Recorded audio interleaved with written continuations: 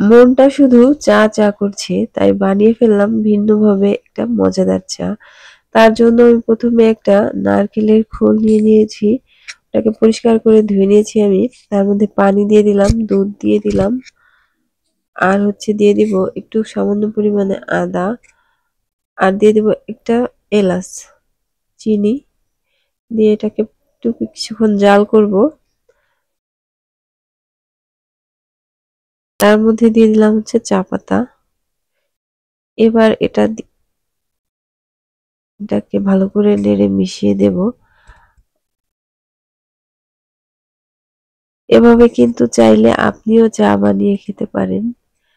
চা বানানোর পরে চার টেস্টটা একদমই ভিন্ন রকম হবে। হয়তো আপনি রেগুলার যেভাবে চা বানান ওরকম হবে না চায়ের টেস্টটা। আমার কাছে অবশ্য এভাবে চা বানালে খেতে খুব ভালো লাগে। সর্দি কাশিতে গলার ভয়েসটা একদমই চেঞ্জ হয়ে গেছে, এজন্য কথাগুলো অন্যরকম শোনাচ্ছে হয়তো।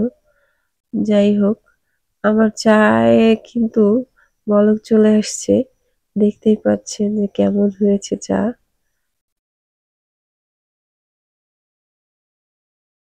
অবশ্য খেতে ভালো নাও লাগতে পারে আপনাদের কাছে এভাবে চা বানিয়ে, কিন্তু এটা মানে বানাতে গেলে কিন্তু খুব ভালো লাগে যে আমি একদম ভিন্ন কোনো একটা পাত্রের মধ্যে চা বানাচ্ছি। এটা কিন্তু অনেকে ভাবতে পারেন যে হয়তো নিচ থেকে পুড়ে হয়তো চা পড়ে যাবে, সেরকম না। হয়তো নিচ থেকে পুড়ে যায় কিন্তু চা পড়ে না। একদমই অন্যরকম টেস্টের চাটা ছিল। আমি কিন্তু মাঝে মাঝে এভাবে চা বানিয়ে খাই, কারণ এভাবে চা বানালে চায়ের ফ্লেভারটা আমার কাছে খুব ভালো লাগে।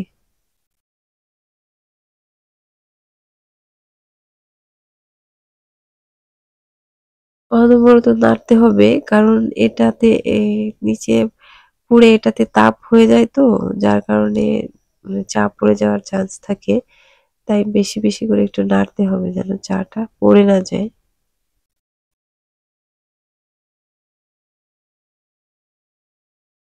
আপনারা কিন্তু চাইলে এটা বানিয়ে খেতে পারেন এভাবে চা। আর ভিডিও ভালো লাগলে আপনার ফ্রেন্ডস এন্ড ফ্যামিলির সঙ্গে কিন্তু ভিডিওটা শেয়ার করতে পারেন।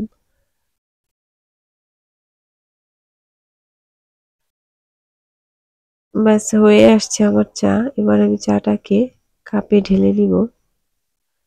এই যে হয়ে গেছে চা। দেখছেন কি সুন্দর কালার হয়েছে।